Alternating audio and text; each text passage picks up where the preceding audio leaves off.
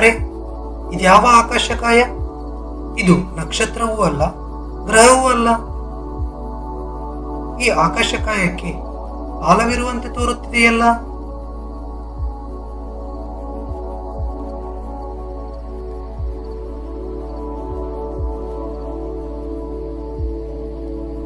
ಧೂಮಕೇತುಗಳು ಸೌರಮಂಡಲದ ಒಂದು ಭಾಗವೇ ಆಗಿವೆ. ಸೌರಮಂಡಲದ ಅತಿ ದೂರದ ಕಾಯಗಳೇ ಧೂಮಕೇತುಗಳು.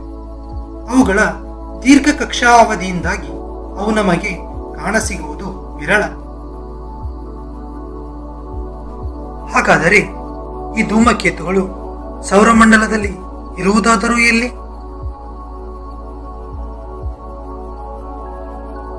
ಸೌರಮಂಡಲದ ಅತಿ ಹೊರಗಿನ ಗ್ರಹ ನೆಪ್ಚೂನ್ನಿಂದಾಚೆಗೆ ಕ್ಷುದ್ರ ಗ್ರಹಗಳಂತಹ ಹಿಮಗಡ್ಡೆಗಳಿರುವ ವಲಯವೇ ಕೈಪರ್ ಪಟ್ಟಿ. ಈ ವಲಯ ಸೂರ್ಯನಿಂದ ಸುಮಾರು 30ರಿಂದ 50 ಖಗೋಳಮಾನ ದೂರದಲ್ಲಿದೆ.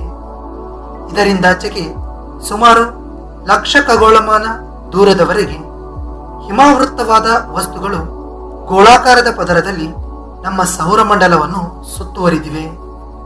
ಈ ಗೋಳಾಕಾರದ ಪದರವೇ ಊರ್ಟ್ ಕ್ಲೌಡ್ ಅಥವಾ ಭೂಮೇಘ. ಕೈಪರ್ ಪಟ್ಟಿ ಮತ್ತು ಊರ್ಟ್ ಕ್ಲೌಡ್ ಈ ಎರಡೂ ಪ್ರದೇಶಗಳು ಧೂಮಕೇತುಗಳ ಆಗರವಾಗಿವೆ. ಕೆಲವು ಧೂಮಕೇತುಗಳ ಕಕ್ಷಾವಧಿ ಕೆಲವೇ ವರ್ಷಗಳಾಗಿದ್ದು ಅವುಗಳನ್ನು ಅಲ್ಪಾವಧಿಯ ಧೂಮಕೇತುಗಳೆಂದು ಕರೆಯುತ್ತಾರೆ. ಇನ್ನು ಕೆಲವು ಧೂಮಕೇತುಗಳ ಕಕ್ಷಾವಧಿ ಸಾವಿರಾರು ವರ್ಷಗಳಾಗಿದ್ದು ಅವುಗಳನ್ನು ದೀರ್ಘಾವಧಿಯ ಧೂಮಕೇತುಗಳೆಂದು ಕರೆಯುತ್ತಾರೆ. ಅಲ್ಪಾವಧಿ ಧೂಮಕೇತುಗಳು ಕೈಪರ್ ಪಟ್ಟಿಯಿಂದ ಹಾಗೂ ದೀರ್ಘಾವಧಿ ಧೂಮಕೇತುಗಳು ಊರ್ಟ್ ಮೋಡ ಪ್ರದೇಶದಿಂದ ಬರುತ್ತವೆ. ಧೂಮಕೇತುಗಳು ಸೌರಮಂಡಲದ ಉಗಮದಲ್ಲೇ ಹುಟ್ಟಿಕೊಂಡಿದ್ದು ಇವುಗಳ ವ್ಯಾಸ ಕೆಲವೇ ಕಿಲೋಮೀಟರ್ನಷ್ಟಿರುತ್ತದೆ. ಇವುಗಳ ಕೇಂದ್ರ ಶಿಲೆಗಳಿಂದ ಕೂಡಿದ್ದು ಘನ ಅನಿಲ ಹಾಗೂ ಧೂಳುಗಳಿಂದ ಆವರಿಸಲ್ಪಟ್ಟಿರುತ್ತದೆ.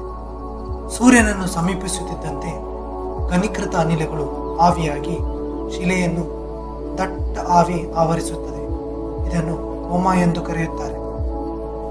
ಸೂರ್ಯನನ್ನು ಇನ್ನೂ ಸಮೀಪಿಸುತ್ತಿದ್ದಂತೆ ಆವಿಯಾಗುವ ಧೂಳು ಮತ್ತು ಅನಿಲಗಳಿಂದ ಬಾಲವೊಂದು ಸೂರ್ಯನ ವಿರುದ್ಧ ದಿಕ್ಕಿನಲ್ಲಿ ರೂಪುಗೊಳ್ಳುತ್ತದೆ. ಧೂಮಕೇತು ಪ್ರತಿ ಬಾರಿ ಸೂರ್ಯನನ್ನು ಹಾದು ಹೋದಂತೆ ಬಾಲದ ರೂಪದಲ್ಲಿ ಸಾಕಷ್ಟು ವಸ್ತುವನ್ನು ಕಳೆದುಕೊಳ್ಳುತ್ತದೆ. ಬಾಲದ ಧೂಳಿನ ಕಣಗಳು ಪುನಃ ಧೂಮಕೇತುವಿಗೆ ಸೇರುವುದಿಲ್ಲ. ಧೂಮಕೇತುಗಳು ಆಕಾಶದಲ್ಲಿ ಕಾಣಿಸಿಕೊಳ್ಳುವುದು ವಿರಳ. ಅವುಗಳು ವೀಕ್ಷಣೆಗೆ ಲಭ್ಯವಿದ್ದಾಗ ಯಾವುದೇ ಮೂಢನಂಬಿಕೆಗೆ ಕಿವಿಗೊಡದೆ ಅವುಗಳನ್ನು ಬರಿಗಣ್ಣಿನಲ್ಲಿ ವೀಕ್ಷಿಸಬಹುದಾಗಿದೆ.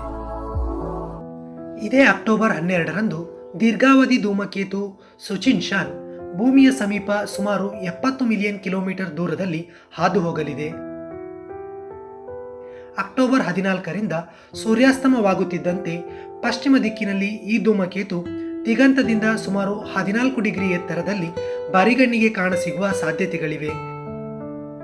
ನಂತರದ ದಿನಗಳಲ್ಲಿ ದಿಗಂತದಲ್ಲಿ ಎತ್ತರಕ್ಕೇರುತ್ತಾ ಪ್ರಕಾಶಮಾನತೆ ಕ್ಷೀಣಿಸುತ್ತಾ ಹೋಗುತ್ತದೆ.